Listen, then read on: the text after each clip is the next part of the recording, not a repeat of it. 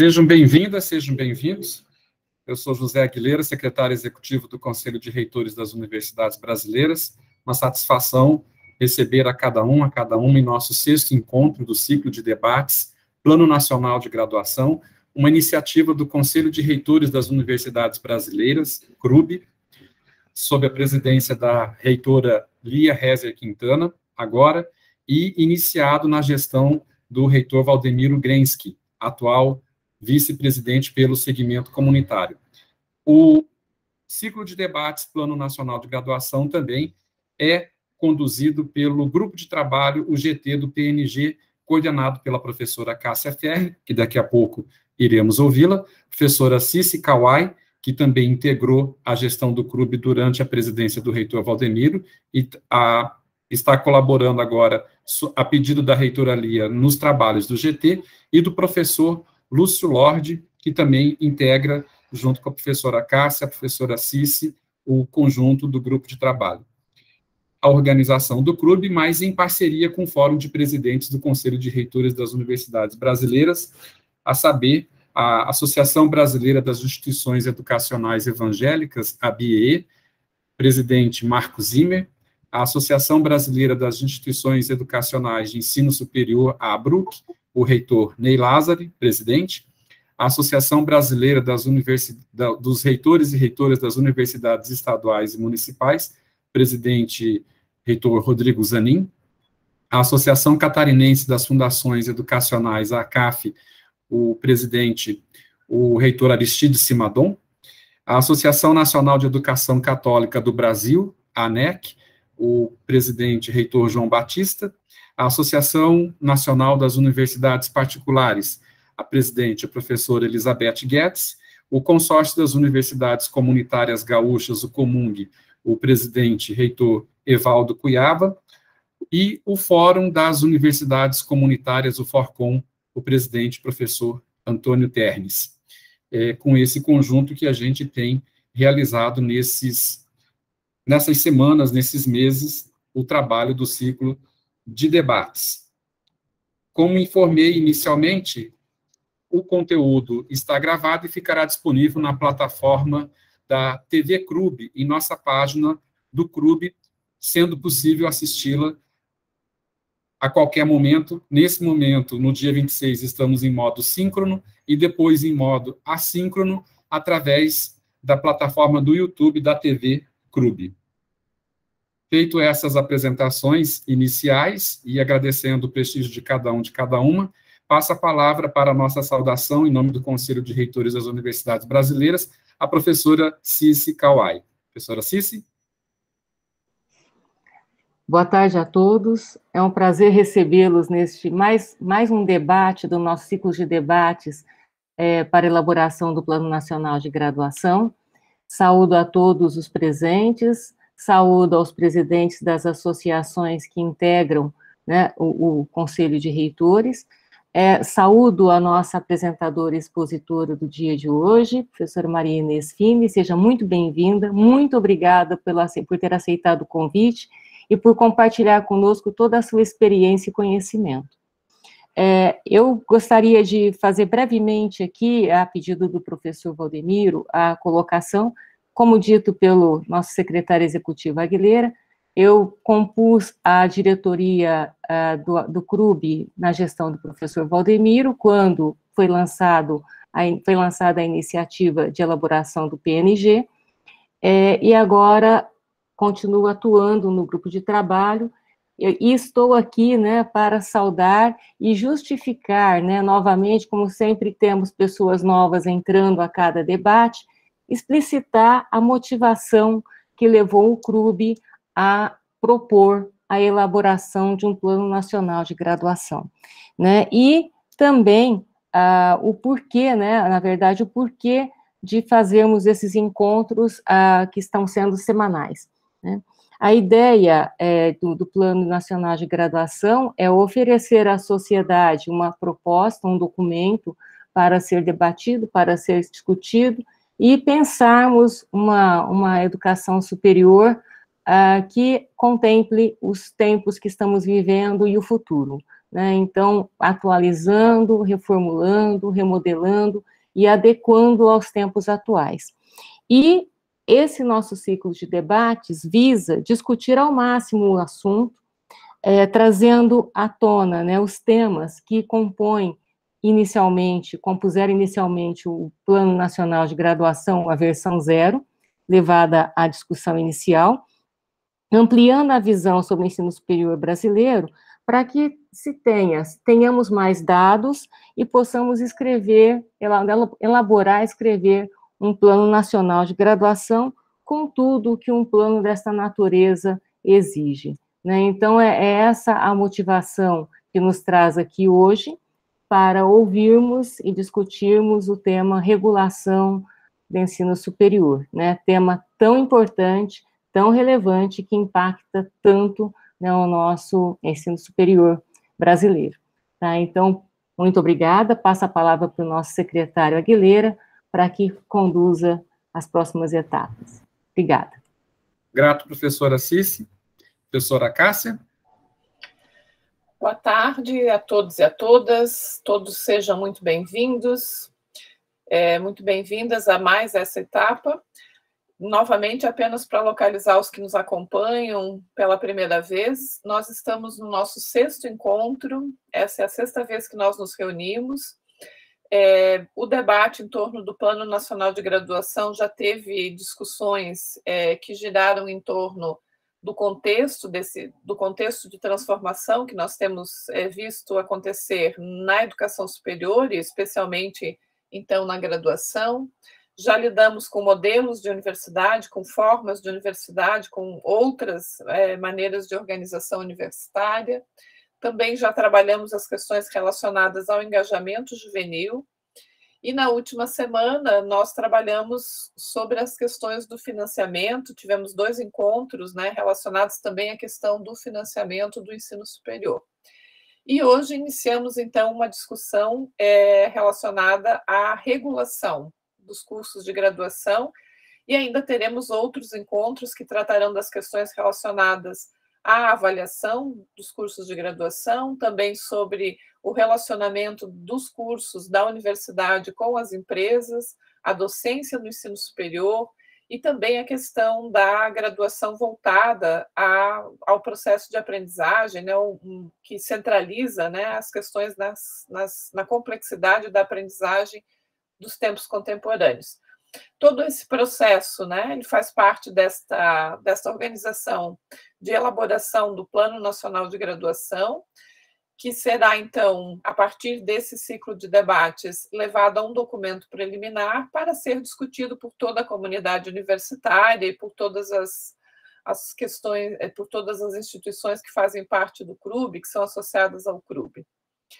Hoje, então, nós temos a grata satisfação de contar com a professora Maria Inês Fini.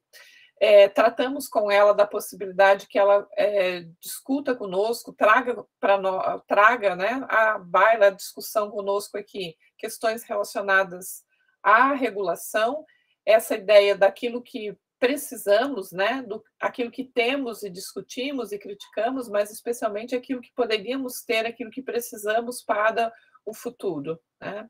Nesse sentido, a gente agradece imensamente a disponibilidade e a participação da professora Maria Inês. E na organização do nosso evento, a gente vai disponibilizar a fala da professora Maria Inês por cerca de 30 minutos, né? A professora vai ficar à vontade em relação a isso. E o objetivo é de que, na sequência, nós façamos o debate com todos vocês, que podem já imediatamente apresentar suas questões via o chat, ou então depois fazendo uso aí do microfone, usando o mecanismo que nós temos de levantar a mão aí no sistema, para que a gente possa dar a palavra a todos aqueles que queiram fazer perguntas e participar do debate. Estará comigo no debate o senhor Diego Patriota, que é da área jurídica, que nos acompanha aqui no clube, que conhece também bastante bem esse movimento da regulação e vai nos acompanhar aqui também fazendo parte do nosso debate. Então, já convido todos a participarem, ou pelo chat, ou na sequência, fazendo suas colocações. E para apresentar a professora Maria Inês Fini, eu vou solicitar ao professor Lúcio que faça a leitura do currículo, para que em seguida a professora Maria Inês possa fazer uso da palavra. Então, professor Lúcio, por favor, nos apresente a nossa convidada do dia. Obrigado, professora Cássia. Como disse a professora Cássia, é um prazer muito grande receber a nossa expositora, doutora Maria Inês Fini, pedagoga e doutora em educação, fundadora da Faculdade de Educação da Unicamp, atuou como diretora de avaliação para certificação de competências do INEP de 1997 a 2002, período em que criou e coordenou o Enem e o Enseja. Foi presidente do INEP de 2016 a 2019. Desde julho de 2020, é presidente da ANEB, Associação de Educação Básica Híbrida. Como pesquisadora, vale elencar seu reconhecimento como hors concours da Cátedra de Educação Básica Alfredo Bose, do IEA USP 2021/2022. Aproveito para apresentar, desde já, o debatedor, Diogo Patriota, assessor jurídico do CRUB, graduado em Direito pela ACES UNITA, pós-graduado em Direito Ambiental e Gestão Pública, pós-graduado em Direito Penal e Processo Penal, cursos extensivos em Políticas Públicas, Filosofia Política e Crítica. Obrigado. Então, obrigada, professor Lúcio. Professora Maria Inês, por favor, fique à vontade, a palavra é sua. Está sem microfone, professora, precisaria abrir seu microfone. Muito boa tarde, quase noite. Muito obrigada pelo convite. É muito bom voltar para o seio dos professores universitários. Recentemente eu recebi esse convite da cátedra da USP. Imagine vocês aqui em São Paulo, uma professora da Unicamp, ser convidada para aquele antro da USP, né? Onde os nossos amigos queridos resolveram focalizar a educação básica na cátedra Alfredo Bose. Tem sido uma experiência maravilhosa para mim, confrontar-me com ideias da universidade a favor da escola básica, que eu também vou provocá-los um pouquinho quanto a isso mais para frente. Mas eu queria, em nome da professora Cici e da professora Cássia, cumprimentar todos os gestores das associações que reúnem mantenedores e reitores do ensino superior. Eu acho que vocês estão num movimento que vocês estavam devendo isso para a sociedade brasileira.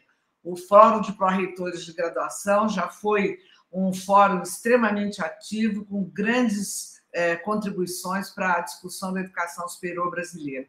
E eu tive a oportunidade, a professora Cássia, eu pedi a ela me mandou o documento, eu tive a oportunidade no domingo de contactar o documento, e quero dizer para vocês o seguinte, que ele contém ideias, análises muito preciosas para o caminho que vocês querem construir para chegar a um novo processo regulatório.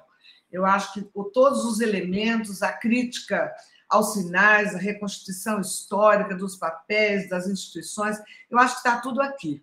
Eu fiz uma análise daquilo que vocês propuseram e vou me permitir usar muito a palavra do reitor, que apresenta o documento com o grande desafio, que é o reitor Gremsky, não é que a gente fala? Eu acho que ele colocou o problema na apresentação do documento, ele coloca de uma maneira lúcida, né, o grande desafio que é a formação do aluno de graduação diante do contexto de vida que todos estamos vivendo, devidamente agravado com outras cores a partir da pandemia de 2020. Então, ele foi muito feliz, porque o desafio nós não podemos mais fugir desse perfil novo, desafiador, num mundo invadido pela microeletrônica, que vai ter algumas mudanças, seguramente contínuas, e esse novo profissional tem que estar adaptado para poder integrar equipes que vão tratar da mudança, não é?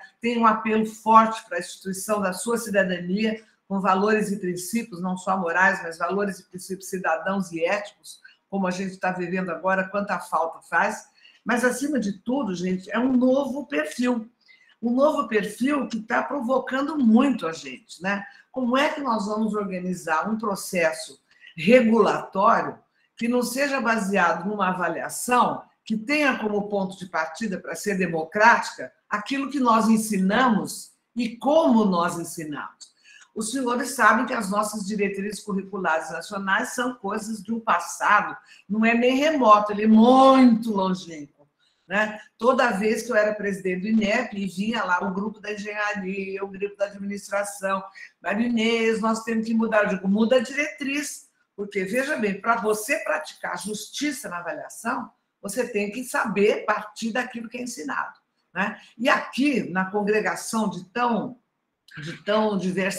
com tanta diversidade de instituições, um plano nacional de graduação que possa incidir numa nova regulação compartilhada, com autoavaliação e avaliação institucional pelo órgão governamental regulador, só pode ter uma formação geral comum. Os senhores me perdoem.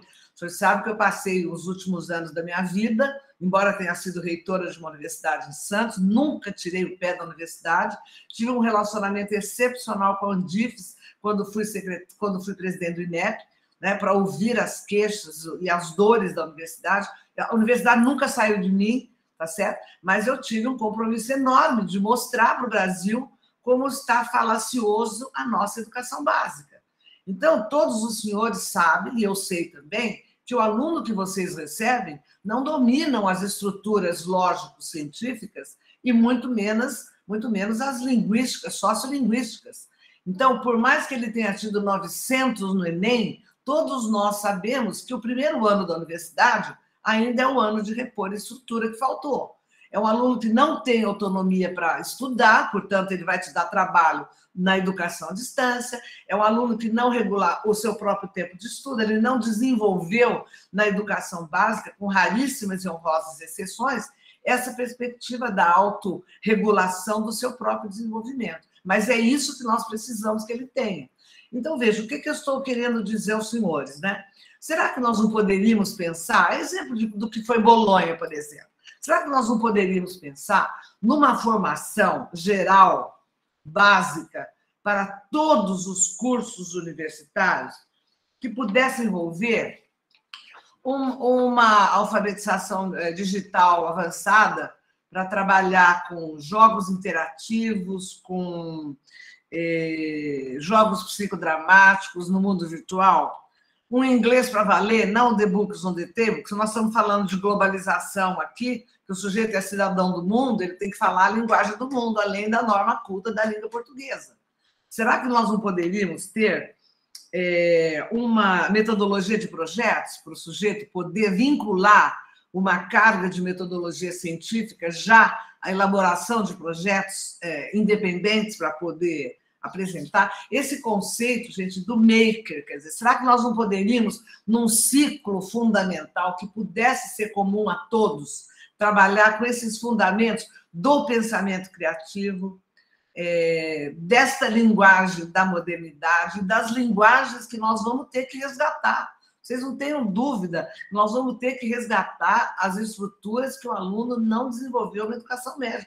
Vai dizer, bom, mas isso não é papel da universidade. É sim, é o aluno real que nós temos. Nós temos que partir de um patamar para poder criar. Então, veja, se nós conseguíssemos, veja, olha o que eu estou propondo a vocês, nós conseguíssemos um core de conhecimentos com sociologia, com direitos humanos, um pouco de direitos do cidadão, os direitos a ter acesso, enfim, nós constituímos um core comum, e este único core seria o objeto da avaliação do desempenho, que eu vou dizer aos senhores, nenhum de vocês é tão jovem que ainda vai poder viver num tempo em que nós não precisaremos da avaliação do desempenho do aluno. Isso é um dogma, gente. Ninguém vai poder abrir mão do ENAD. Desistam. Mas não esse ENAD, que além de ser mal feito, ele não é um objeto de comparação. Ele é muito mal feito. Ele é tecnicamente mal feito. Ele não tem comparabilidade. Ele não pode ter o valor que ele tem. Vocês soubessem, eu só faltei partir para a briga física, para o confronto físico. Porque, queiram os senhores ou não, eu sei fazer um bom teste de múltipla escolha. um teste padronizado, eu sei como faz, eu quis ensinar, não consegui, senhores. Tal é, e é uma bobagem, porque ele não é bem feito. Se ele fosse bem feito, ele tivesse comparabilidade, ainda assim ele dependeria de uma matriz, porque a gente só pode avaliar aquilo que a gente ensinou. Imagine os senhores, a gente calcular que de 3 em 3 anos, uma comissão digna, espetacular, indicada pelos senhores, vai montar uma prova e que outra comissão, daqui 3 anos depois, vai montar outra e que elas sejam comparáveis. Não existe uma metodologia de comparabilidade. Então, o ENAD está errado. Mas o que eu estou dizendo aos senhores, não podemos abrir mão de avaliação do desempenho. Vocês podem me crucificar depois. Mas o Brasil ainda nem aprendeu direito a fazer avaliação, que dirá abrir mão. O que a educação básica, todos os países do ensino superior estão mostrando, e aí o impacto grande do mundo do trabalho, né? E a relativização do diploma, como vocês puderam aqui. Veja, o Brasil é o único país, junto com a China, que usa só um teste padronizado no fim da escolaridade básica para entrar no ensino superior. O Brasil é o Enem e a China é o Gaokao. Todos os demais, o Abitur alemão, o ITS, o Maturità italiano, todos eles, o BAC francês, todo mundo está usando outra prova de desempenho. Todo mundo está valorizando. Faz o teste padronizado? Sim, mas ele tem pouca representação na avaliação final. Por quê? Hoje, o mundo do trabalho está dizendo o seguinte para a universidade: olha, eu quero saber o que foi que esse aluno fez de projeto social. Ele se engajou para resolver coletivamente com a sua universidade, lá na cara que ela tem, no Pantanal, no Rio Grande do Sul, onde quer que seja, problemas sociais. Ele aprendeu a resolver os problemas do seu contexto no banco escolar, seja como estágio, seja como residência pedagógica, o que for. Hoje em dia, gente, esses portfólios, sejam digitais ou sejam no papel, impresso, eles têm tido mais força do que o resultado do teste padronizado, e eu digo a vocês do que o próprio diploma. Hoje, o que o mundo do trabalho quer? Não é mercado do trabalho. Gostaria de fazer uma sugestão para vocês mudar o termo no texto para mundo do trabalho, porque são outras as relações do mundo do trabalho do que simplesmente o mercado de oferta e procura. Então, veja bem, o que a empresa quer hoje? Ela pega o diploma, sabe para quê, gente? Porque como tem 300 candidatos, ela pega o diploma para poder classificar, certo? Se ela dissesse aberto, quanta gente não iria? Mas ela quer gente que saiba integrar equipes multidisciplinares, pessoas com capacidade de aprender sempre, pessoas que tenham uma formação pessoal de engajamento social, porque essas pessoas vão brilhar nas equipes de trabalhadores. Então, veja, nós estamos num momento que está sendo tudo que a gente fez, tudo que a gente sabe, tudo que a gente acreditou e apoiou o nosso conhecimento em conhecimento universitário, está sendo chacoalhado. Nós estamos sendo desafiados. Eles estão pedindo, universidade, quebra o muro, faz uma invasão, olha para o mundo que nos cerca. E eu, às vezes, digo, senhores, nós não podemos mais imaginar que nós vamos requerer que um aluno tenha só o repertório. Ele tem que ter o repertório. Seguramente não existe uma sociedade do conhecimento que não se responsabiliza por permitir que o aluno universitário, até da pré-escola, lá da educação infantil, nós somos uma instituição formalizada, responsável por colocar a herança cultural daqueles que nos antecederam à disposição das novas gerações. Não abro mão disso. Tem que ter conteúdo mesmo. Tem que ter repertório, que ele seja o mais novo possível, o mais útil possível, o mais socialmente significativo. Só que hoje estão pedindo para nós o seguinte: olha, lá nos bancos escolares da graduação, vocês vão ter que ensinar esses meninos a usar o repertório. Não adianta mais falar, eu dou o repertório, o mundo vai ensiná-lo a usar nas condições concretas. Não, senhores, não existe mais isso. Sabe por quê? O repertório está no ar. A informação, que não é conhecimento, está à disposição de todos.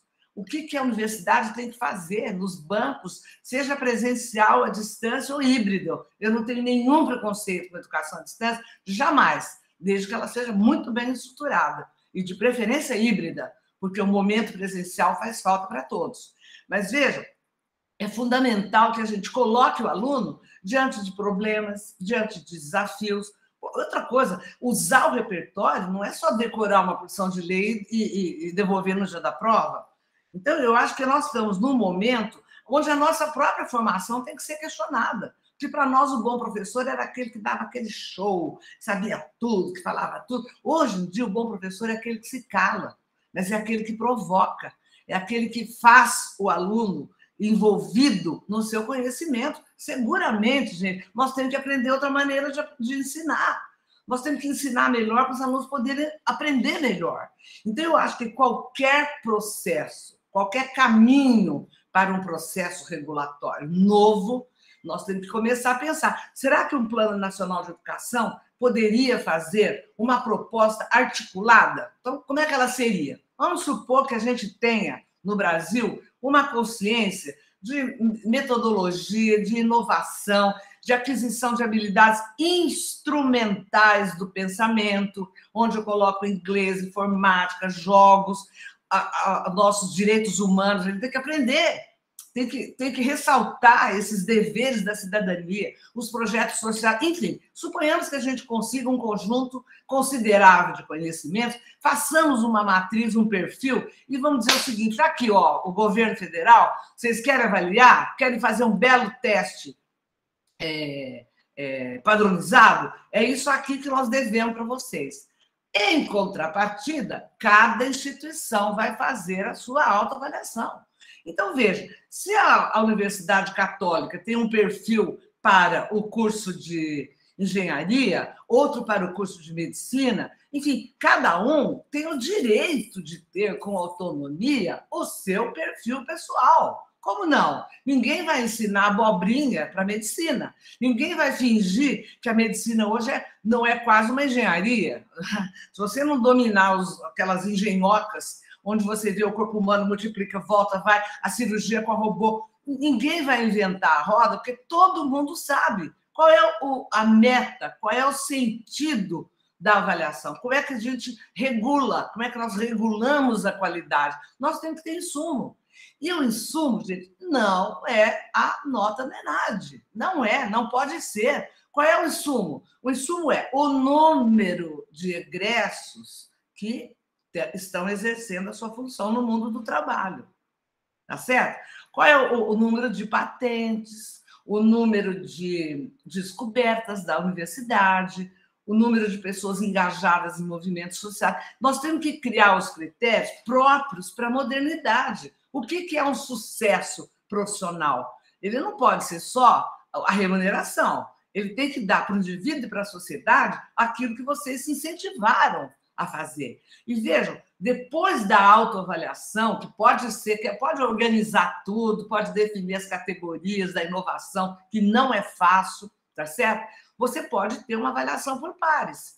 Hoje nós temos no ensino superior, gente, ótimas associações. Associação dos cursos de administração escolar, a ANANGRADE, que sempre me convida para provocá-los mais um pouco. A turma da engenharia tem grandes discussões. A turma da medicina é mais difícil, viu, gente? Se tiver algum médico aí, vocês me perdoem, tá? Mas eu adoro a turma de medicina, mas eles são difíceis, porque a conversa deles é o seguinte: eu quero ficar lá no hospital, em cima da mesa, não quero fazer reunião pedagógica, não quero discutir currículo, não quero nada. Então, eles são um pouco mais difíceis, mas pensam bem nos currículos também. Então, essas associações não poderiam fazer uma troca, estabelecer uma organização que fosse desta segunda parte. E olha, gente, nada de nota 5, nota 4, não. Eu gosto do critério que vocês colocaram aqui. Quer dizer, junto com a nota do ENAD, que não entra em índice nenhum.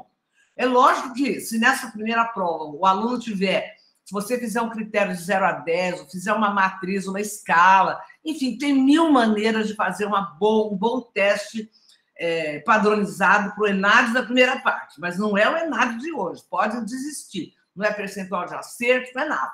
Bom, E aí você combina esta segunda parte de autoavaliação. Gente, não há mais a mínima possibilidade de nós... Olha quem está falando isso, hein? De nós nos submetermos a um crivo regulatório que foi criado há 30 anos atrás. Eu estava na criação do Provão. O que o Paulo Renato queria era fazer uma confusão enorme com a avaliação. Estava tudo solto, nós não tínhamos nem estatística. Olha como nós crescemos, expandimos o ensino superior. Agora é hora de um outro marco, um marco de avaliação e um marco regulatório. Mas, acima de tudo, nós temos que discutir. E aí vocês têm 2 elementos importantíssimos no documento. O que ensinar e como ensinar.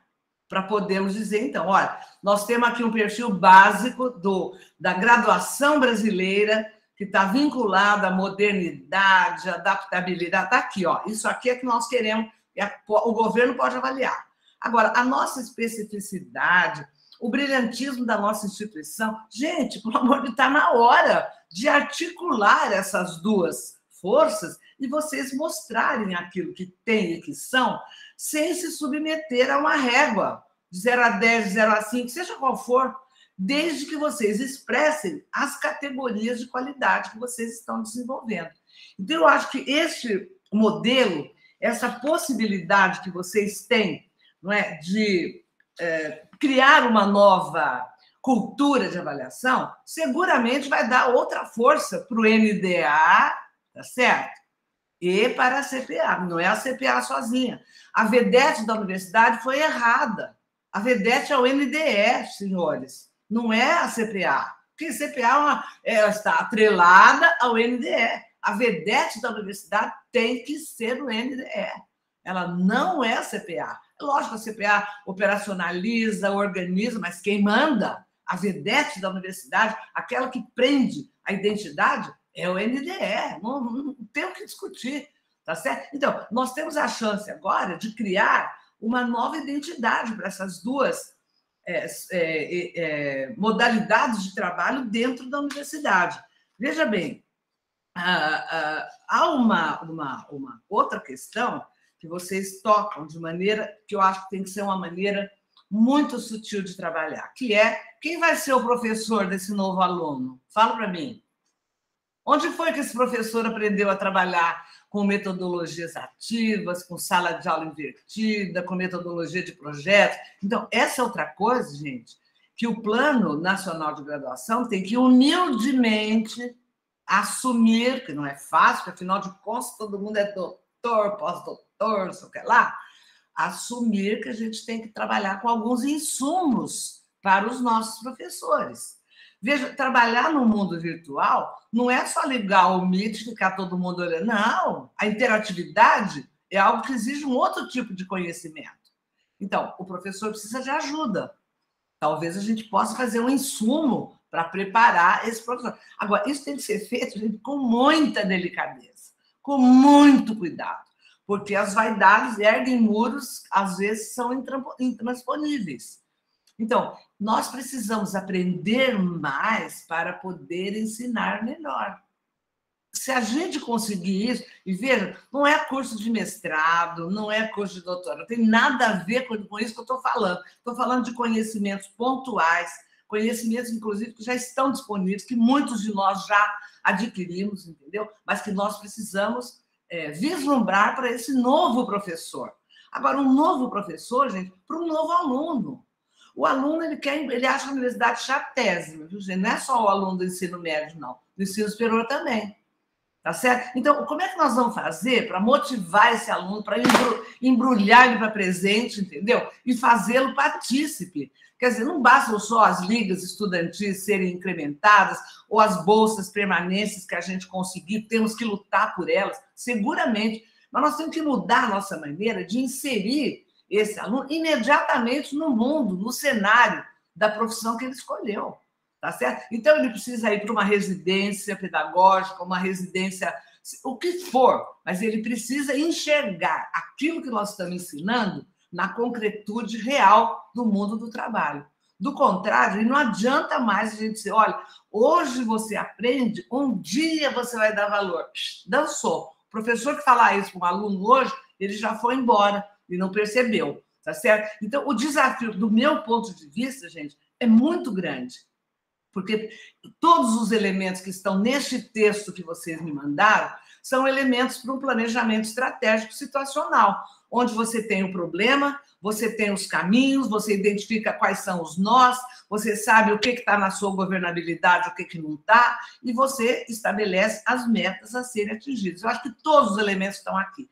Mas eu preciso fazer uma reclamação para os senhores.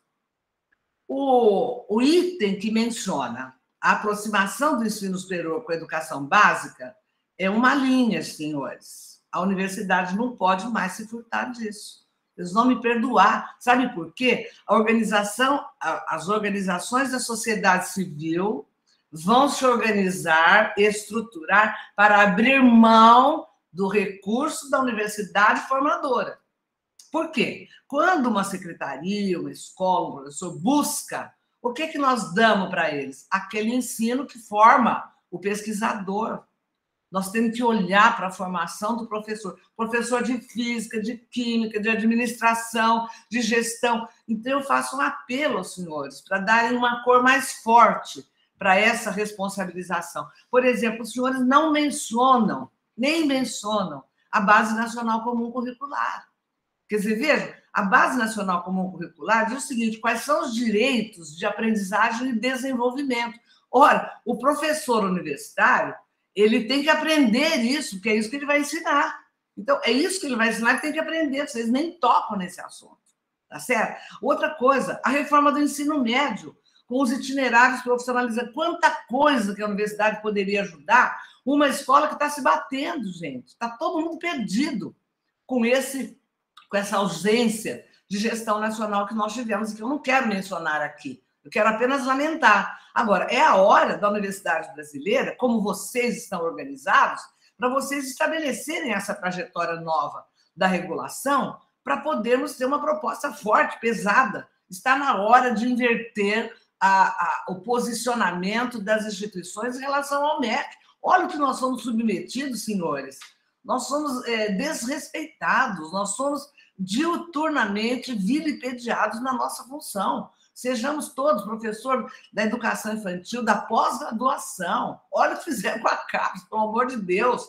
Então, eu acho que a sociedade civil, e vocês fazem um conjunto da sociedade civil organizado que tem condições de fazer, sim, um plano nacional de graduação e fazer a trajetória que vai culminar num outro processo regulatório. E lutar por ele, gente. Agora, nós temos que fazer isso de maneira competente. Nós temos que fazer isso de maneira sólida, de maneira bem estruturada, para que a gente possa fazer uma imposição de vontades, né? Então, aqui, do meu ponto de vista, o texto que a professora Cássia me mandou, que ela diz que é o texto 0, né? A versão 0, eu acho que os elementos são espetaculares. A gente percebe a bronca de vocês com os sinais, achei maravilhoso, né? Tudo isso, todo mundo concorda. Acabou, esquece os sinais, gente. Vamos lutar por uma outra lei, não é? Vamos lutar por um outro arcabouço. Agora, é nós é que vamos ter que fazer isso. E eu digo para vocês, com uma dor no coração, vocês não podem imaginar. Quando eu cheguei no INEP, eu tive que arrumar uma porção de coisas em relação à avaliação do ensino superior, muitas, né? Mas quando eu deixei o INEP, todos os diretores da casa eram servidores de carreira. Eram pessoas que entendiam do que estavam fazendo. Nenhum desses servidores que são de carreira estão hoje à frente da avaliação, seja da educação básica, seja da educação superior. Então, nós somos um barco à deriva. Eu não vou nem falar para vocês das séries, né? As pessoas às vezes pedem para mim: Marinês, você é tão conhecida, você não tem um conhecido para quem você possa perguntar. Eu falo, gente, não tem resposta. Não tem resposta. Então, eu acho que por toda essa crise que nós estamos vivendo com o Ministério da Educação e o INEP, eu acho que é nosso dever. Esse é um grupo altamente qualificado, altamente representativo. Olha as instituições que vocês reuniram, não é? E podem traçar, sim, nesses 5, não sei se foram objetivos, mas questionamentos que fizeram, como formar um profissional comprometido com o processo de inovação, considerando o aspecto ético humano na sua formação, qual o papel da instituição de educação superior, dos seus estudantes, o impacto na organização e funcionamento. Gente, está na hora, vamos lá, não está na hora de fazer uma reforma universitária? Quem sabe? Não está na hora de fazer de nós aquela coisa lá da 5.540, que nunca saiu do papel, um ciclo básico, instrumental, comum a todos? Abram a cabeça e pensem de maneira arrojada. Vocês têm força, garanto a vocês que têm força. Outra coisa, como fazer avaliação de qualidade? Isso aqui tem que ser compartilhado. O Ministério da Educação não é o da década de 90, senhores. Não é possível aceitarmos a avaliação como fundamento do processo regulatório do jeito que está. E aqui vai uma recomendação de quem tem assistido às discussões nacionais e internacionais. Não abram, não queiram enfrentar a briga de abrir mão da avaliação do desempenho do aluno. Isso não vai ter sucesso. Mas vamos fazer uma avaliação, vamos usar um teste padronizado, porque é um teste padronizado para todos, vamos usar aquele período, achei sensacional, o período de 6 anos, tá certo? De renovação de reconhecimento.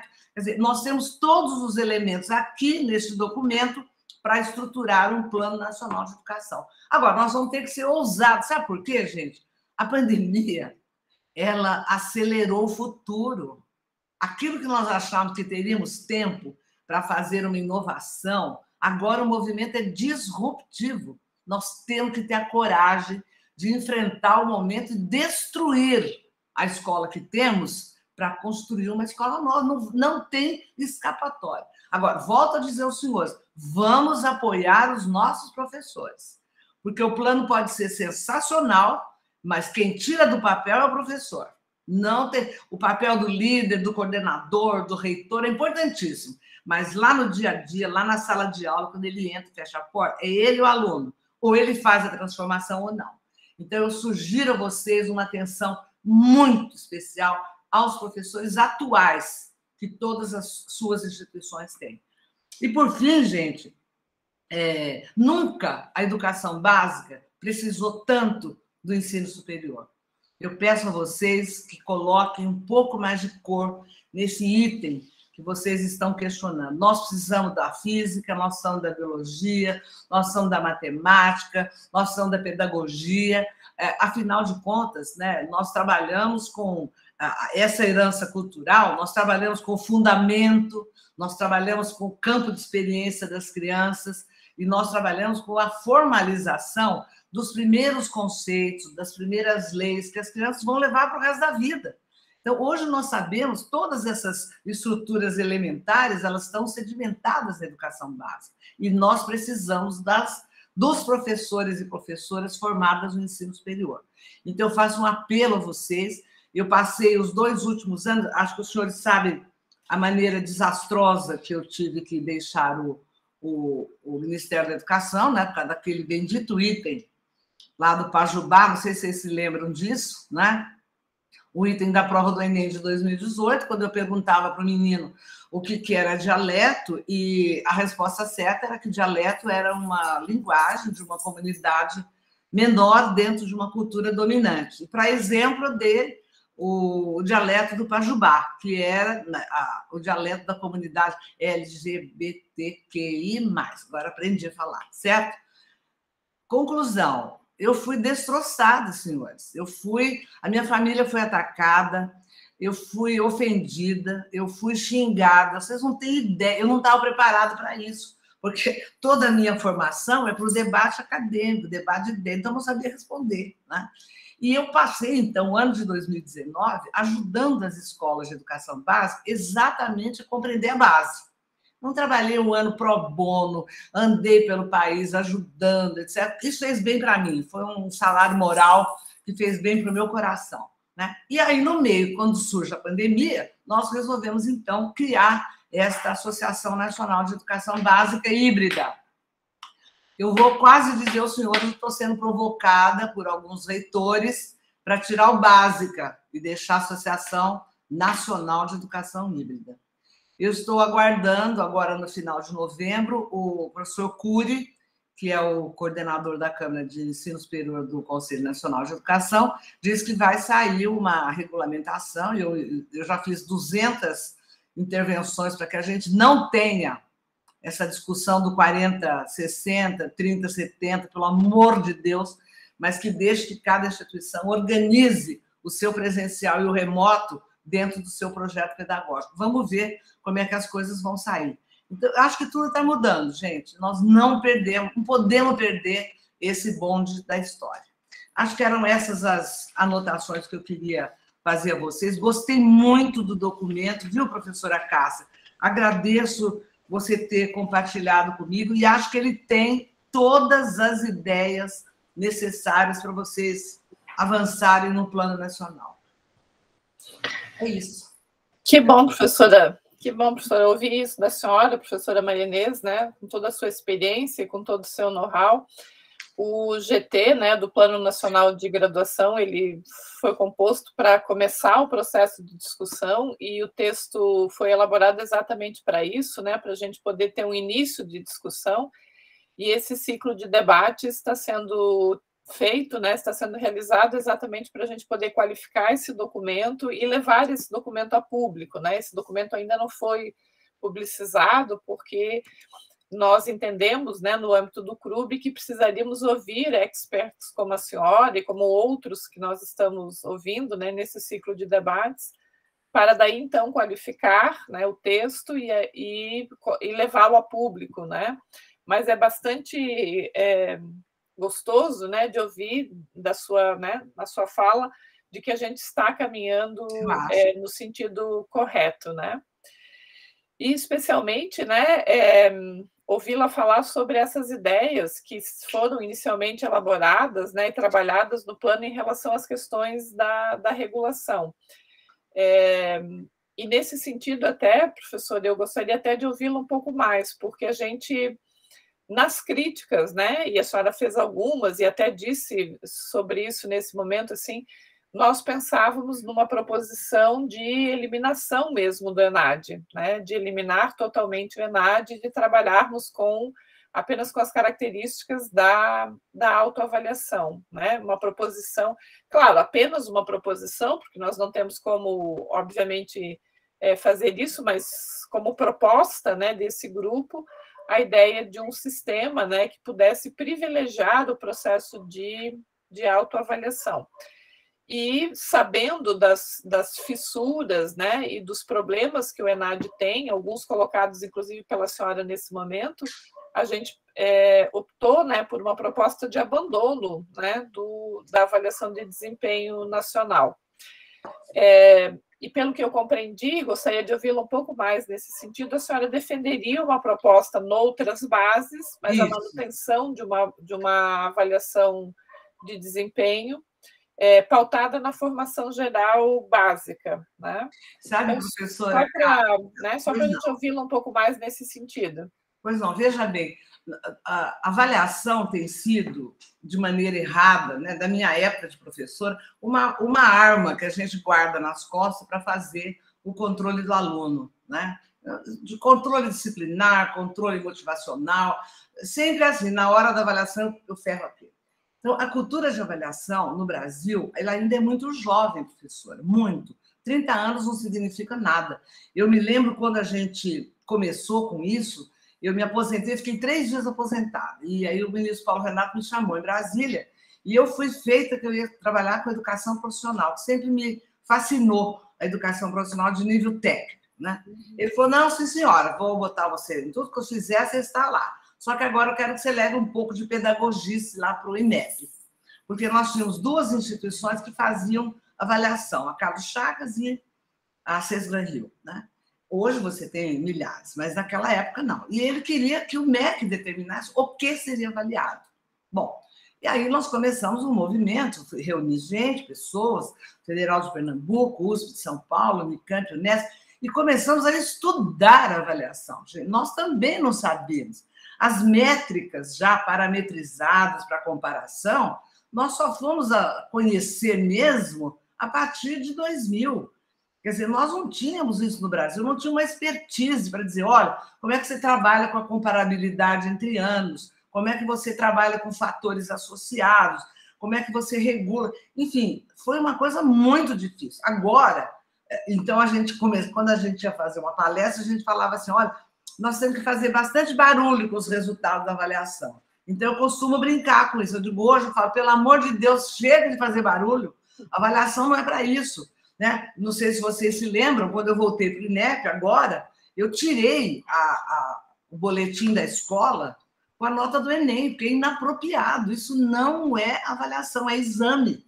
Graças a Deus que o presidente Michel Temer fez um decreto separando as coisas. Avaliação é uma coisa que você faz de maneira circunstancial. Então, você tem a nota do ENAD, mas ela tem que ser considerada no contexto, no conjunto das relações sociais da sua escola. Então, esse é o conceito de avaliação institucional. A avaliação do ENAD não é a avaliação da escola e não pode ser. Ela é um elemento? É o conjunto de alunos daquela turma que vai dar a média da proficiência da turma. Eu estou falando para vocês de coisas de avaliação e até gostaria de sugerir, viu, Cássia, se vocês quiserem, nós temos um estatístico lá na Federal de Santa Catarina que domina essa perspectiva de uma avaliação comparativa, como é que você faz um banco de... Enfim, que é o professor Dalton Francisco de Andrade, né? Para vocês terem um pouco mais de clareza, para não jogar. Então, veja, eu acho que não é o momento de jogar o ENAD fora. Não vamos deixar ele sozinho, porque a avaliação do aluno individual, ela não pode representar, a não ser a sua turma, a sua classe, que é o que nós fazemos no SAEB. E é difícil, às vezes, as pessoas entenderem. A nota do SAEB não é a nota do aluno, é a nota da turma. E daí a motivação do aluno para poder fazer o exame. Mas isso é outra conversa. O que eu quero dizer é que é muito cedo, eu acho que é uma luta, como é que eu vou dizer para vocês? Inglória. Eu não escolheria a batalha mais difícil para começar a guerra. Entendeu? Eu transformaria o ENAD e colocaria o ENAD no conjunto das relações, do contexto das relações de cada universidade para poder trabalhar com o indicador. Isso não é difícil, viu, professora Cássia? Nós aprendemos muito isso na educação básica e temos bons psicometristas, bons estatísticos e até econometristas.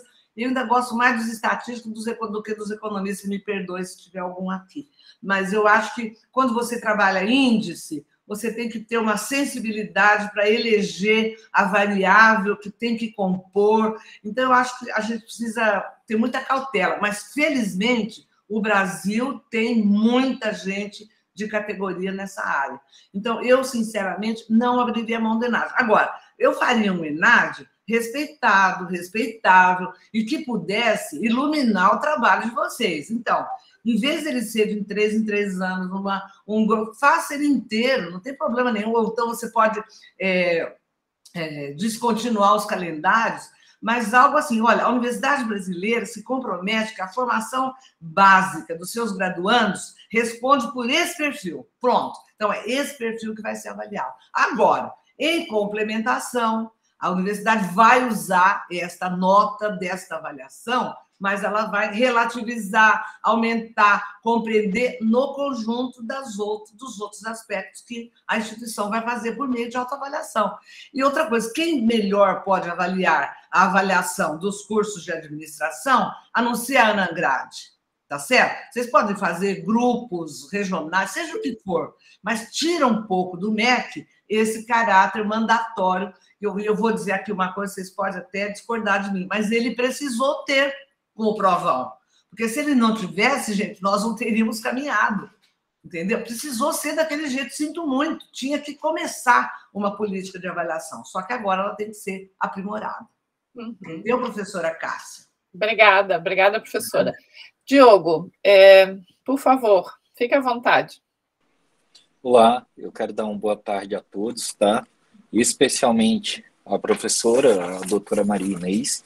Eu queria falar que eu fico sempre muito encantado, né, em todos esses encontros, principalmente porque, dada a minha formação, né, existe uma preocupação muito menor com o propósito e muito maior com normas, né? Então a gente regula, mas aquilo falta, às vezes, um sentido próprio. E o que eu acho muito importante aqui, né, é que há uma discussão forte do sentido, de qual é o próximo passo, né? Eu confesso que eu tomei várias notas, né? E para mim, assim, algumas ideias ficaram muito fortes, né? A ideia de caminho, a ideia de uma reconstrução histórica, né? Para se fazer um novo, né? Falando muito forte sobre os desafios que existem no ensino básico e que devem ser também estruturados como um conjunto com o ensino superior. Eu acho que aí existe uma ideia muito forte de sinergia, né? E uma frase que me chamou muita atenção, né, que a professora Maria Inês colocou, foi a das universidades, para que o muro seja quebrado efetivamente. Eu queria fazer duas perguntas, professora Maria Inês, mas antes eu vou só fazer uma explicação, né, do porquê dessas perguntas. Eu acho muito interessante aqui que eu vejo que a academia ela está nesse momento com uma preocupação muito forte, né, em dar uma resposta ao mercado. E eu me lembro muito da figura do Jack Welch, que ele foi considerado o maior executivo do século XX. Foi ele, né, que implementou todas as reformas em geração em relação à General Electric dos Estados Unidos, e ele falava muito sobre a administração dos pontos fortes, né? Tanto que quando ele chega na gestão da General Electric, ele diz que a General Electric ela tem que ter um desapego em relação aos seus sucessos passados, senão aquilo vai destruir o seu futuro, né? E isso fica muito forte em mim. Eu queria perguntar para a professora Maria Inês se ela pode estabelecer, e aí eu coloco como a primeira pergunta, né? Aqui eu acho que a gente falou muito sobre quais são os problemas que o ensino superior, que o sistema de ensino, que o sistema de regulação tem hoje. Eu queria escutar um pouco do contraponto, né? Quais são os pontos fortes? Onde, né? Eu acho que aquilo que foi construído com o tempo no qual as instituições ou o sistema se tornam muito bom, né? Esse é um ponto. E o segundo ponto também, né? Eu me lembro que em 2018 a Abruk ela fez uma missão internacional a Israel, né? E lá a gente ficou muito encantado com aquela produção de startups, né? Startups em massa pela academia. E eu me lembro quando nós voltamos, né? O diretor do projeto Sirius, né? Que é um acelerador de partículas no hemisfério sul, só existe no nosso país. Ele falava muito fortemente que pesquisa acadêmica, né, pesquisa aplicada não existe sem pesquisa acadêmica, né? Então, existem pesquisas que elas não têm a ver com o mercado, mas elas precisam existir, né? Então, eu queria fazer essas duas perguntas. Quais são os pontos fortes que a senhora vê, né, no nosso sistema de avaliação atual? E quando a senhora fala em quebrar o muro das universidades, como é que a senhora pensa nessa sinergia, né, entre a pesquisa acadêmica e a pesquisa aplicada, entre, né, aquele aluno que quer ser acadêmico e esse novo aluno que precisa, né, tá tendo as suas habilidades sempre testadas, inclusive pelo próprio mercado? Eu acho que é isso, tá bem? Olha, Diogo, eu acho que nesses 30 anos aí de avaliação, nós crescemos muito, mas o modelo se esgotou, né? Hoje você tem críticas, por exemplo, à construção do próprio índice do CPC, do ICG. Quer dizer, isso eu acho que indiscutivelmente teve um valor. Eu acho que você teve um alinhamento aí em busca de melhoria. Você teve também as aberrações, né? O cursinho do ENAD, a exibição normal, eu acho que humana, da nota final do curso. Enfim, eu acho que teve a sua função. Houve um processo regulatório importante quando você trabalhou com o financiamento estudantil, com o FIES, com o ProUni. Eu acho que você tem grandes, mas o modelo está esgotado. Hoje você não só questiona o ENAD, aquela obrigatoriedade da nota, da presença do aluno para a emissão do diploma, quer dizer, há toda uma burocracia que foi sendo construída em torno, inclusive, da própria regulação. Você não tem hoje uma agilidade do sistema, por exemplo, é inconcebível que você faça 8 mil, 10 mil avaliações por ano em loco. Será que essa avaliação, como é que se diz, essa avaliação online vai funcionar? Não bastaria você fazer uma autodeclaração? Aí você diz assim para mim, bom, mas no passado, antes de você ter esse processo regulatório, você tinha gente que alugava a biblioteca, que vendia diploma. Tem até hoje, Diogo, tem até hoje, lamentavelmente tem, e não só no ensino superior. Eu constantemente ando nas estradas e vejo ali o outdoor, certificação do ensino médio em 30 dias, telefone tal. Quer dizer, você continua, lamentavelmente, você precisa, por isso é que eu digo que você tem que ter um sistema regulatório. A nota do ENAD, eu acho que ela está mal feita, ela é mal comparada, e olha, aqui não tem nenhuma crítica aos professores brasileiros, que muito contribuem, devem ser professores de vocês, colegas de vocês, porque eles estão trabalhando dentro de um universo restrito. O que nós temos que avaliar? A cada 3 anos, uma comissão diferente. E a própria estrutura do exame não permite a comparabilidade que se quer fazer. Então, ele é injusto, como sendo o centro, que vai ser o centro da regulação, ele é, de fato, falacioso. Hoje você tem, quando eu digo quebra os muros da universidade, você tem que trabalhar esse perfil que eu estou dizendo, ele não é eterno. Antigamente você tinha uma concepção, por exemplo, de um curso de pedagogia, imaginava que ele pudesse durar 20 anos. Hoje não. Por quê? A exigência do mundo real, a nova incorporação de demandas, os novos alunos, as novas necessidades especiais, os novos jogos que foram apresentados, os novos conhecimentos. Você tem que estar aberto à constante atualização. E isso, doutor Diogo, é a coisa mais difícil do mundo, porque nós gostamos da coisa organizada, planejada hoje, para funcionar amanhã. Esse movimento disruptivo que eu disse a você, ele é permanente. E ele é permanente na nossa vida também. Se você não se abrir para aprender sempre, você vai ficar para trás. Veja você, eu tenho toda a titulação acadêmica que você pode imaginar. Eu sou professora de Psicologia do Desenvolvimento, muito afeita às questões da inteligência. Eu tenho 73 anos, doutor Diogo. Eu estou estudando loucamente tudo que você pode imaginar de neurociência e de inteligência artificial. Eu tenho que entender essa coisa. Se eu quiser ficar trabalhando, eu quero muito, porque eu gosto muito da área educacional, me faz muito bem. Mas eu estou estudando loucamente. Daqui um pouco eu vou ter que estudar outra coisa. Quer dizer, o papel dos games, né, no desenvolvimento infantil, isso é outra área sensacional. Nós nunca aprendemos isso na escola. Então, os professores, sejam engenheiros, seja o que for, médico, todos nós vamos ter que ter essa concepção de abertura. Quando eu digo você, quebra o muro da universidade, porque o mundo, o futuro chegou. A pandemia apressou o futuro. Agora, eu quero dizer uma coisa para vocês que é muito séria, muito clara para mim. O projeto, o sucesso é um projeto coletivo. Se nós não conseguirmos mobilizar instituições dentro dela, mobilizar os professores, nós não avançaremos. Para mim está muito claro, eu acho que a pandemia mostrou isso, o sucesso é coletivo.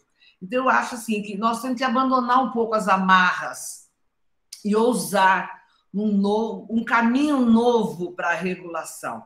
E o caminho novo começa numa uma boa estrutura de avaliação, compartilhada, MEC faz isso, a autoavaliação faz aquilo, os pares referendo. Mas isso tudo tem que estar num patamar especial do currículo. É fundamental que a gente diga o que é que nós vamos ensinar e como nós vamos ensinar. E aí eu volto às palavras do nosso ex-presidente desse grupo, que ele diz, olha, a coisa mais importante é saber que profissional é esse que nós vamos formar, com essas habilidades todas de abertura, de conhecimento social, de ética. Então, isso é o nosso problema, é o nosso desafio. O que é que nós podemos ensinar para esse menino? Né? Você mencionou startup, uma das medidas de sucesso é startup. Agora, a pesquisa científica, olha, Diogo, eu digo para você, doutor Diogo, isso com dor no coração. Quantos dos nossos alunos vão poder se dedicar à pesquisa científica? Diga para mim, por favor. Quantos deles terão ambientes, estruturas, insumos para poder se dedicar? Eu adoraria que tivesse para todos, ou para que todos pudessem escolher. Para todos, não. Para que todos pudessem. Nós sabemos que isso é limitadíssimo. Tá certo? Então, eu acho que o outro exercício profissional, e entre eles a educação básica, deverá ser o nosso foco. Então, eu acho que nós temos que ter muito bom senso. E veja, eu quero dizer aos senhores que eu não tenho nenhum preconceito contra a instituição privada, hein? Eu acho que as instituições privadas de ensino superior cumpriram um papel que o governo brasileiro não foi capaz de cumprir, na expansão de vagas e no acesso. Eu não sou contra. A única coisa que eu quero é que a gente tenha uma escola de qualidade, mas não tenho nenhum problema na organização de instituição privada, seja de básica ou superior. Só que eu acho que a gente tem que ter um compromisso coletivo de qualidade. Não sei se eu respondi, doutor Diogo. E acho o seguinte, quando a gente sabe o que quer, normatizar e botar o regulamento é fácil.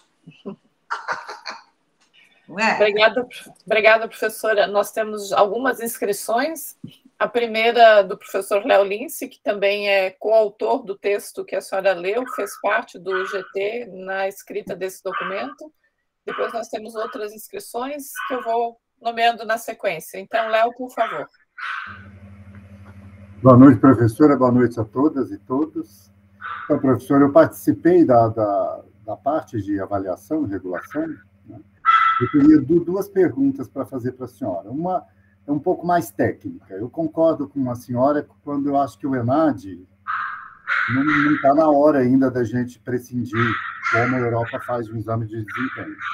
Mas, se ele for colocado como coadjuvante do processo de avaliação, e aí uma CPA forte, estruturada, com, né, NDEs que realmente façam a avaliação dos próprios cursos ali, sem dúvida, eu acho que pode utilizar o ENAD como mais um insumo, mais uma fonte de informação para isso, né?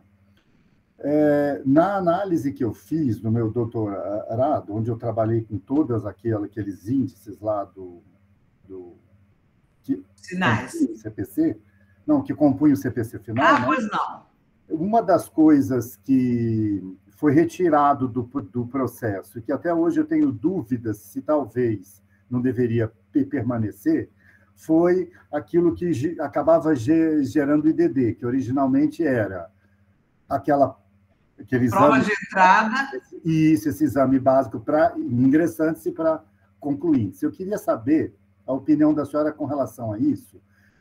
Se a gente tivesse, então, um exame de desempenho que só verificasse mesmo uma coisa enxuta, que verificasse somente as habilidades básicas, né? Isso acontecesse para o graduado, independentemente da área, né? Então, a gente vai trabalhar com as funções, as atividades mentais, psíquicas básicas ali, que todo profissional tem que ter. Queria saber da opinião da senhora, o que a senhora acha que seria, se seria vantajoso a gente fazer esse exame menor, mas voltar a utilizar essa comparação, né, entre ingressante e concluinte? Essa é uma pergunta. E uma segunda pergunta, na verdade, é mais uma curiosidade pessoal minha, que no que se refere à autoavaliação, se a senhora acha que o Brasil já estaria pronto para uma proposta do tipo assim, que a autoavaliação acontece e a avaliação, na verdade, do governo é sobre a equipe de autoavaliação institucional, como uma auditoria em si. Ou seja, a própria autoavaliação coloca os resultados dos seus cursos para o público. Na verdade, o que o governo faz, ou talvez até uma agência avaliadora contratada pelo governo pudesse fazer, é avaliar, fazer uma auditoria nessa equipe de autoavaliação que lida com a universidade. Isso já se tem algumas universidades, né? Alguns governos, na verdade, que fazem isso no mundo, né? Isso poderia também ser uma opção para nós aqui, né? Particularmente, eu sei que isso parece utópico, muito ousado para o momento atual, porque a gente precisaria de CPAs efetivas, NDEs bem efetivos, né? Mas eu, quando penso em universidade, eu acho que a gente nunca vai escapar disso. No final, nós não vamos escapar. Quem tem que avaliar é a própria universidade, no seu contexto regional, da forma como ela é, com os perfis que ela quer formar, né? Então, a gente acaba... Eu penso que, para um futuro, a gente deveria investir um pouco nisso, sabe? Em fazer com que, sim, tem que regular, né? Mas, ao invés de regular cada curso, vamos regular a universidade na sua equipe de autoavaliação. Então, eu queria saber também a opinião da senhora com relação a isso. Obrigado. Léo, veja bem, a primeira questão que você me propõe seria a coisa mais justa a se fazer, porque eu tenho amigos que são mantenedores de instituições privadas e que são, assim, fazem um trabalho maravilhoso, que pegam alunos de periferia, alunos cuja formação básica é absolutamente falha, e fazem um trabalho maravilhoso. Então, eles dizem, olha, se você me der o aluno que entrou na USP, pode estar com patamar 5, 10, 8, eu tenho certeza que ele vai chegar no 10. Agora, o meu aluno saiu do patamar 2. Então, se ele chegar no 7, ele ganhou mais do que o outro. Então, veja, Léo, essa seria a maneira mais justa de você poder fazer uma avaliação de fato do percurso. Quanto foi que o aluno ganhou naquele curso? Mas, para isso, você teria que ter um Enem, certo? Que trabalhasse com o perfil de saída. O Enem original, que eu tive a honra de coordenar o grupo de professores que elaborou um projeto pessoal muito querido para mim, ele fazia essa avaliação geral. Agora estão dizendo que querem votar a forma original. Duvido. Ali tem outra confusão homérica na discussão. Não canta bobagem que se fala. Mas o que a gente imaginava? Fazer um diagnóstico para a autoavaliação do sujeito para ser a entrada no ensino superior. Quando o Fernando Haddad, em 2009, resolve expandir o exame para ele poder ser o sistema classificatório das universidades federais, ele faz um acordo com as federais e ele transforma isso no exame nacional, ele precisava fazer um exame que contemplasse mais itens de prova para você poder fazer a regulação no sistema unificado do SISU e poder classificar. Esse fica, aquele não, esse fica, aquele não. Então, ele mudou o caráter. Agora, está se buscando. Agora, veja bem, Léo, olha como é difícil. Suponhamos que eu te entregue uma turma de alunos e cada aluno tem um desempenho diferenciado, tá certo? Eu te entrego 10 alunos com 400, 12 com 500 no Enem e 20 com 800. Você vai ter uma turma diferenciada. Como é que eu vou fazer um exame para medir a turma que saiu do 300, a do 400, a do 800, quanto foi que eles avançaram, percebe? Não é uma coisa fácil. É possível? É. Você pode estabelecer um patamar. Das discussões que eu tenho ouvido, eu ando tão brava, viu, Léo, com as bobagens que eu estou ouvindo da reforma do ensino médio e do Enem, eu tenho sido uma voz muito dissonante. Então, algumas vezes as pessoas nem me chamam mais, porque sabem que eu estou brava, né? Mas eu acho que falta um pouco de racionalidade, falta um pouco de bom senso. Não é possível que você tenha você tem um exame do Enem de formação geral, que é o exame original, tá certo? E depois querem fazer o exame dos itinerários profissionalizantes. Isso é loucura. É só uma pessoa que nunca na vida fez uma avaliação em larga escala que fala uma besteira dessa. Então, veja, o que você propõe no primeiro momento seria o ideal. Quer dizer, eu quero saber, o justo é dizer, essa universidade agregou mais conhecimento à vida do aluno do que a outra. Mas isso é algo, não é difícil de fazer, mas esse caminho é mais tortuoso ainda, tá certo? Foi por isso que foi tirado, primeiro. A outra coisa que você propõe, eu acho que nós não podemos fugir disso, Léo. Porque, veja bem, se nós não robustecermos as nossas instituições internas para poder fazer o NDE e a CPA assumirem a perspectiva da autoavaliação com dignidade, com o contexto próprio, mostrando startup, projetos revolucionários, egressos satisfeitos. Outra coisa, eu não entendo por que a comissão de CPA, das CPAs ainda não instituiu formalmente uma estrutura para os egressos, gente. O egresso que fala para você o que faltou para ele quando ele foi trabalhar lá no mundo do trabalho. Isso tem que ser institucionalizado. E isso tem que valer na autoavaliação. É isso que significa, doutor Diogo, quebrar os muros da universidade. Olha o mundo do trabalho aí fora. Agora, eu, sinceramente, viu, Léo, eu faria uma trajetória até uma nova regulamentação de maneira compartilhada. Eu conheço meus colegas universitários, políticos, nós não vamos abrir mão de uma avaliação de desempenho, só que a gente pode lutar para ela ser bem feita. Isso eu acho que é possível, tá? Obrigada, professora. Está na sequência aí das questões o professor Paulo Renato. Por favor, professor. Oi, Paulo Renato. Olá, boa noite. Noite. A todos e a todas. Está tocando o sino aqui, vocês estão escutando? Estou vendo. Bom, primeiramente, professora Maria Inês, é um prazer ouvi-la, né? Sempre quando nós estamos próximos, como aqui, agora, ou em outras ocasiões ainda em Brasília. Sempre gostei muito da sua fala, porque a sua fala, eu percebo que ela vem carregada de um compromisso a partir do desejo de um projeto de nação.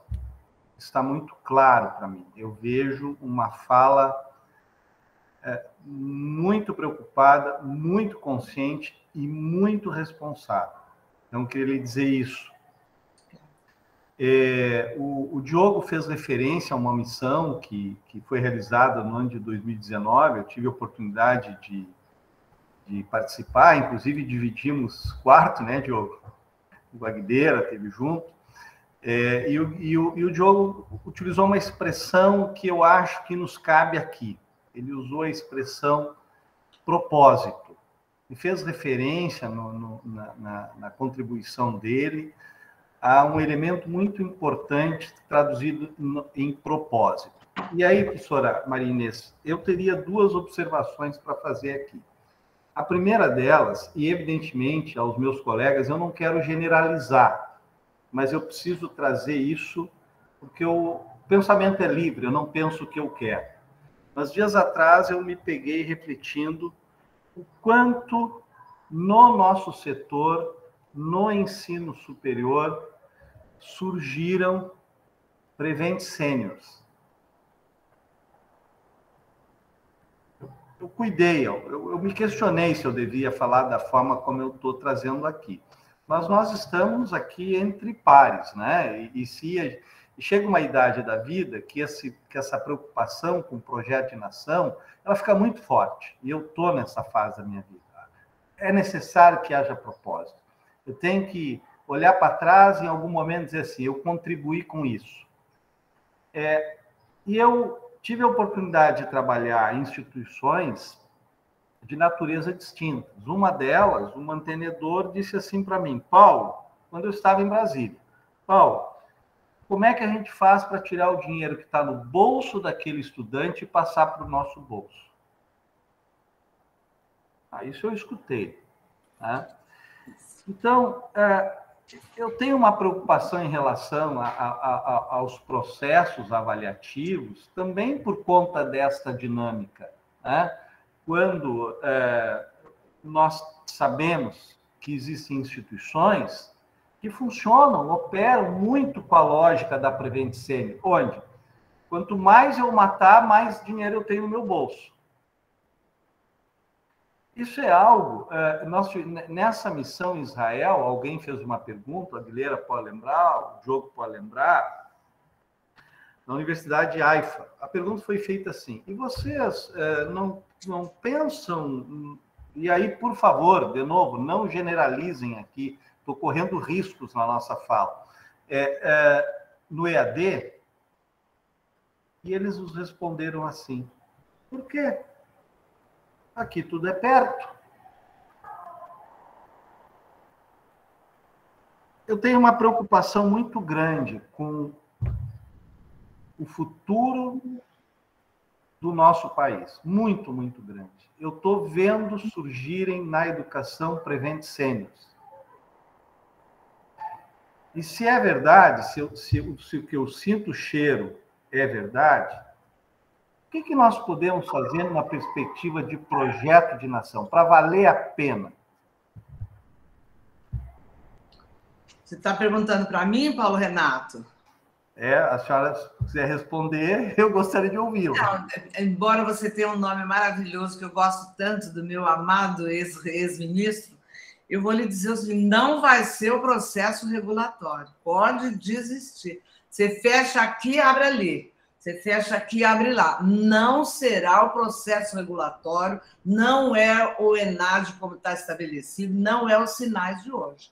Nós temos que nos organizar para que a própria sociedade faça o controle. Gente, vocês querem o quê? Um MEC totalitário? Vocês querem de novo que haja uma intervenção direta, sem considerar as características da universidade?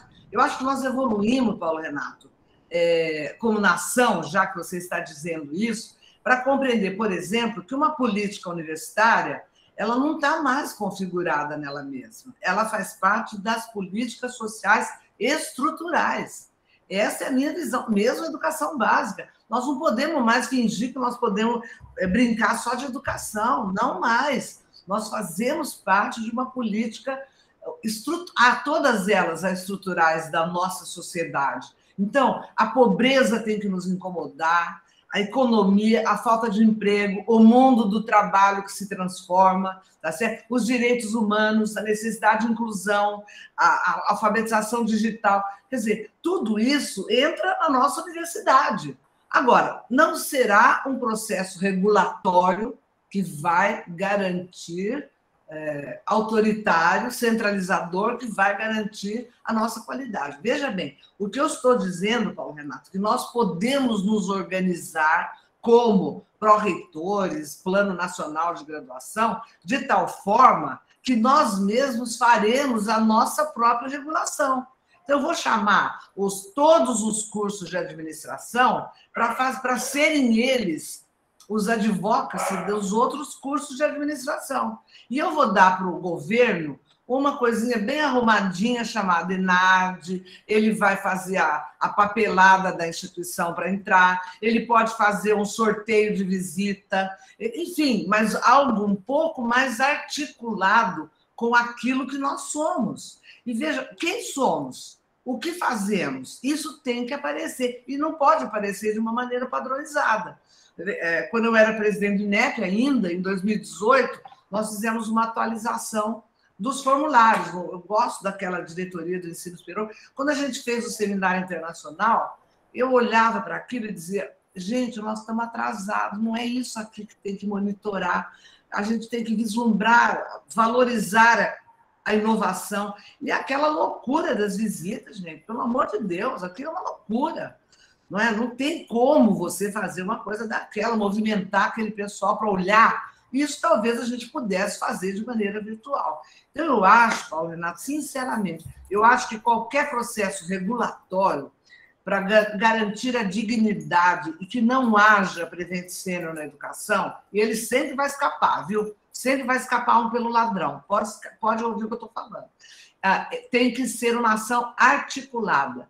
É muito mais fácil a sociedade acadêmica, controlar a qualidade da sociedade acadêmica, do que você deixar isso num governo central. Pode ter a mais absoluta certeza disso, Paulo Renato, sabe? Eu acho que, veja, no dia 20 agora de outubro, aqui na Rua Augusta, em São Paulo, no Cine Itaú, foi passada a avant-première do documentário que a família do Paulo Renato fez. Então, foi a época de juntar toda a equipe dele, etc. E o irmão dele, que é cineasta, gaúcho, ele teve uma felicidade, gente, porque ele conseguiu com a TV Cultura, que a TV Cultura desse para ele, incluir no documentário, trechos de um programa da Roda Viva, logo depois que o provão foi aplicado 2 ou 3 vezes. Então, você vê o jornalista provocando, dizer: você vai mandar fechar a universidade? Ele diz: vou. E aí mostrava que eles tinham mandado fechar, né? O questionamento foi sensacional. Mas o que eu mais me emocionei muito com o documentário, porque eu lembrei um pouco da minha vida. Mas o que eu mais me emocionei é que ele termina o documentário dizendo o que nós temos que fazer. E ele termina dizendo aquilo que vocês colocaram aqui no documento, né? Esse sujeito, esse cidadão que nós formamos, tem que ser um cidadão do mundo, aberto a novos conhecimentos, dominar a tecnologia. Ele falou isso, gente, há mais de 20 anos atrás. Quer dizer, nós evoluímos, viu, Paulo Renato? Eu acho que nós evoluímos. Só que agora está na hora, volto a dizer, o futuro escancarou a nossa vida, apressou o presente, então nós vamos ter que organizar. Eu sou extremamente otimista, viu, gente? E eu quero dizer que eu tenho as melhores expectativas do trabalho de vocês, viu? Porque eu acho que é muito interessante que a gente tenha um plano nacional de graduação. Eu acho, assim, de uma dignidade olhar um movimento da universidade brasileira que olha para o jovem no ciclo final da sua formação acadêmica. Eu acho isso, assim, esquece o Conselho Nacional de Educação, as séries, o INEP. Pensem, sonhem, formatem um movimento viável, mas ousem, sejam modernos, não precisa mais repetir o modelo anterior. Eu acho que eu deposito as minhas melhores expectativas no grupo de vocês, viu, gente? Precisa disso, Paulo Renato. Precisamos ousar. Obrigado. Obrigada, professora. Nós ainda temos uma questão da professora Lucinéia. Lucinéia, por favor. Boa noite a todos. É um prazer poder estar com vocês. É minha primeira vez aqui com vocês nessa reunião. Fui convidada pelo pró-reitor Marcos Dorigão para estar com vocês e vou dar continuidade, se assim puder. Professora Marinês, a senhora colocou sobre a universidade híbrida, né? Como que a gente estaria com uma universidade híbrida? Aí me veio à mente assim, nossos alunos, eles são assim extremamente presenciais, eles adoram aula presencial. Então, até 2019, nós tínhamos turmas com 50 alunos em sala e sem desistência nenhuma, não tinha vaga mesmo no turno noturno. No turno diurno, a gente já tinha desistências e alguns problemas de evasão. Com a pandemia, em 2020 e 2021, a gente teve uma desistência razoável, né? Até ontem eu tive aula com uma turma, até acho que assim posso considerar até uma vitória, porque eu dei aula para eles das 6h30 até as 10 da noite, numa sala com 35 alunos. Então, até posso considerar, assim, bem razoável, né, o número de alunos participantes, e estavam todos ali presentes, só que eles ficam, assim, com a câmera fechada, o microfone fechado, então, mais se pergunta, eles respondem, eles abrem o microfone e respondem no momento, mas eu vejo, assim, que não é a mesma coisa da gente estar presencial na sala de aula. Como que a senhora coloca esse sistema híbrido e apresenta? Porque, desculpa se já foi colocado, porque eu não estive nas apresentações anteriores. Então, como seria esse modelo híbrido? Professor, olha, muito obrigada pela pergunta, porque esse é um conceito tão equivocado, Lucinéia, e a gente tem brigado lá na nossa associação. A missão que eu tenho tido ultimamente é exatamente esclarecer o conceito. O híbrido, ele não é o remoto, e ele não é o ensino remoto, ele não é, porque o híbrido conjuga ensino e aprendizagem presenciais completados com ensino e aprendizagem remotos. E veja, o remoto pode ser na plataforma digital, no material impresso, na pesquisa de campo, no laboratório, onde for.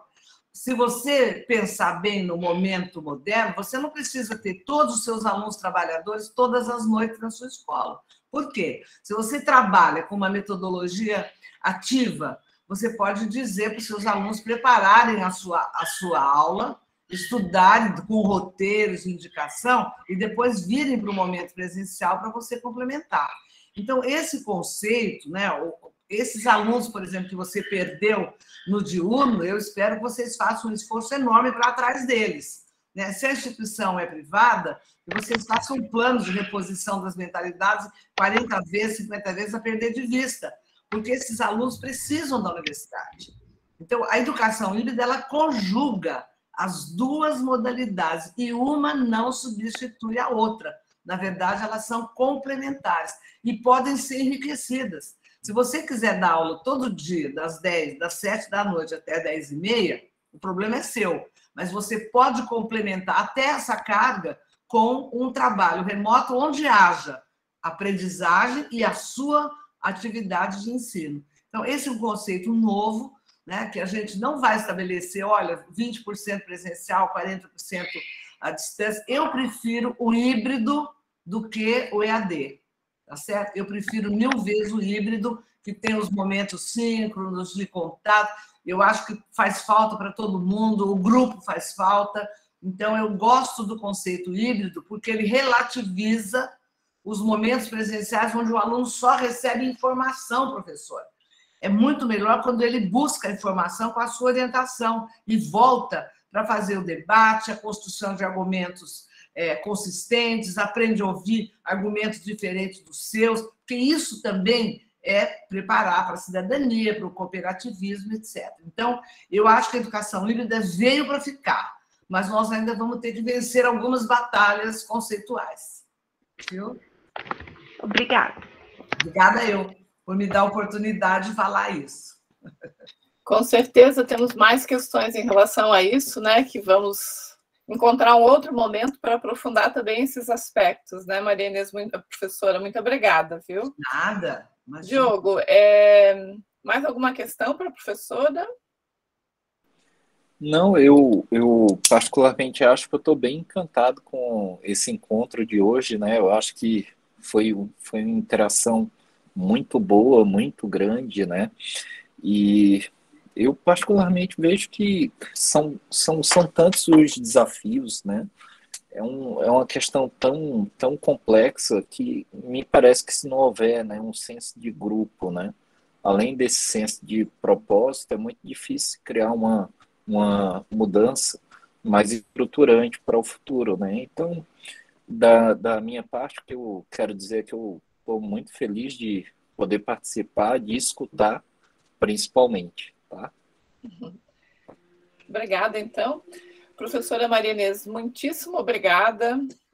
Acho que aquilo que conversamos, né, sobre a qualificação do nosso texto foi um objetivo plenamente alcançado. Nós conseguimos ouvi-la dizendo várias, né, trazendo outras questões e nos colocando em outros desafios que certamente vão render outras conversas, especialmente no GT aqui do Plano Nacional de Graduação. Esperamos que na continuidade, à medida que esse documento for vindo a público, né, a gente possa contar novamente com a sua participação e com outras possibilidades de interação. E agradecemos a todos os que aqui participaram, né, os que estão conosco, vão nos acompanhando e vão qualificando e nos ajudando também a qualificar o processo. Aqui no chat a gente teve várias manifestações parabenizando, agradecendo as suas interações, algumas pessoas que obviamente convivem também aí com as questões da universidade, de ter que ficar um pouco num evento, se retirar para outro, mas mensagens de agradecimento e também de gratidão pelas suas interações, né? E, da nossa parte, mais uma vez, nós agradecemos a sua atenção e o seu compromisso com a discussão. Eu que agradeço, Cássia. Imagina, nós, né, reiteradamente vamos agradecer suas contribuições. Eu aproveito para convidar o grupo, né? O ciclo de debates ele está avançando, nós teremos uma próxima interação na terça-feira, dia 9, a gente, obviamente, na semana que vem é feriado, a terça-feira, então a gente pula, daqui a 15 dias nós nos encontramos aqui para mais um debate, para mais uma atividade do ciclo, então já aproveito e estendo aqui o convite para todos os que estão nos acompanhando e nos ouvindo. Eu vou propor, Cássia, Oi? vou propor mais um desafio a vocês. Ah, sim. Eu acho que vocês deveriam ter um projeto pronto para entregar ao próximo presidente do Brasil no ano que vem. Acho que vocês têm tempo, têm inteligência, têm ousadia e devem se organizar para entregar um plano nacional de graduação para o próximo presidente do Brasil. Acho que a estratégia é essa. As instituições de educação básica, Cássia e demais, estão todos se organizando para entregar para os governadores novos, para entregar para os prefeitos. Está todo mundo se movimentando. E eu acho que vocês deveriam fazer isso também. Tem tempo até o final do ano que vem e acho que vocês podem fazer um trabalho de valor imensurável para a nação brasileira. E lembre-se sempre, hein? O sucesso é coletivo. Que bom, professora. Obrigada. Esse é um desafio que o nosso presidente, né, o professor Valdemiro Gremski, que lançou esse grupo, né, que está à frente desse grupo. Lamentavelmente, hoje ele não esteve aqui conosco, mas tem nos acompanhado. Ele já havia lançado este desafio, ele vem nos desafiando nesse sentido, e com certeza nós estamos nos preparando também para este movimento, né? Muito bom. Agradeço aí novamente a sua intervenção. Obrigada, Cássia. Professora Cici, a senhora faz o encerramento aqui das nossas atividades? Sim, professora. Boa noite a todos novamente.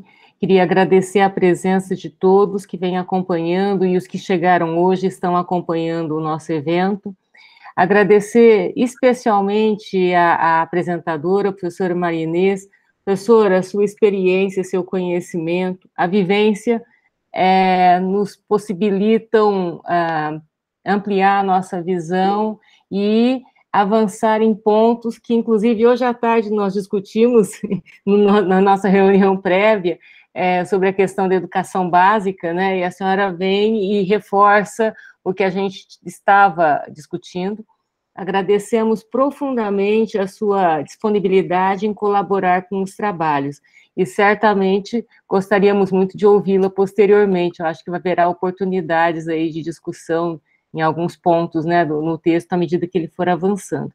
Agradeço, então, a todos, a presença de todos, a participação dos debatedores, a participação daqueles que elaboraram questões, que colaboram muito com o nosso trabalho no nosso PNG.